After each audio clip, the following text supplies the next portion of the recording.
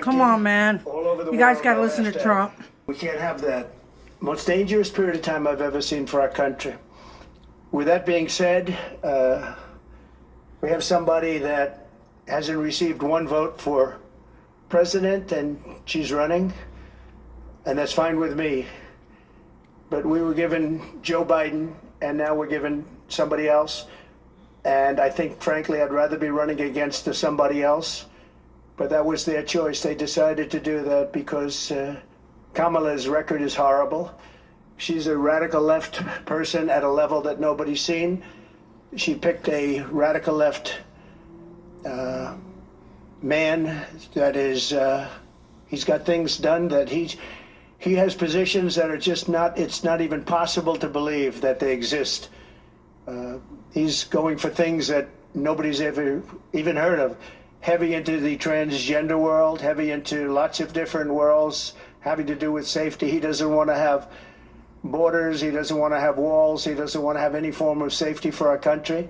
He doesn't mind people coming in from prisons, and neither does she, I guess, because she's not, she couldn't care less. She's the border czar. By the way, she was the border czar 100%. And all of a sudden, for the last few weeks, she's not the border czar anymore, like nobody ever said it. And I just hope that the media becomes more diligent, more honest, frankly, because if they're not going to be honest, it's going to be much tougher to bring our country back. We have a very, very sick country right now. You saw the other day with the stock market crashing. That was just the beginning. That was just the beginning. It's going to get worse. It's going to get a lot worse, in my opinion. And fortunately, we've had some very good polls over the last fairly short period of time. Rasmussen came out today, we're substantially leading, and others came out today that we're leading, and in some cases substantially. I guess MSNBC came out, or C came out also. You guys pay with a attention to poll that politics. has us leading, and you leading make a fairly big in decision, will swing you? states. In some polls, I'm leading very Try big to in listen to Trump swing and states J.D. because they want Vance are safety. People want wonderful. safety. They We want do want security. They want safety. respect all around the country. They don't want this horrible culture that is developing, a culture of no common sense. It's really a culture of no common sense, and it's not what anyone wants. We want to have a safe country. We want to have a strong military. We want low interest rates, and we want to be able to have the American dream. We want to be able to have our youth be able to buy homes, housing, get good jobs. And we're really just at the opposite right now. It's so sad to see. But as a border czar, she's been the worst border czar in history, in the world history. I think the number is 20 million, but whether it's 15 or 20, it's numbers that nobody's ever heard before. 20 million people came over the border during the Biden-Harris administration. 20 million people, and it could be very much higher than that. Nobody really knows what the number is. Nobody knows. Nobody has a clue.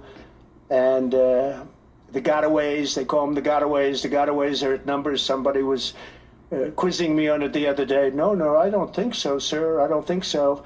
They have no idea what those numbers are, but they're much higher than you would think. Just like far more people were killed in the Ukraine-Russia war than you ever report. Just like the October 7th would have never happened. Russia would have never hit Ukraine had the election result been called differently. It was a very bad call, but Russia would not have attacked Ukraine. October 7th in Israel would have never happened. You wouldn't have inflation. A lot of great things would have happened, but now you have millions and millions of dead people, and you have people dying financially because they can't buy bacon, they can't buy food, they can't buy groceries, they can't do anything. That's right. And they're living horribly in our country right now. With all of that being said, I think it's very important to have debates, and we've agreed with Fox on a date of September 4th. We've agreed with NBC, fairly full agreement, subject to them, on September 10th.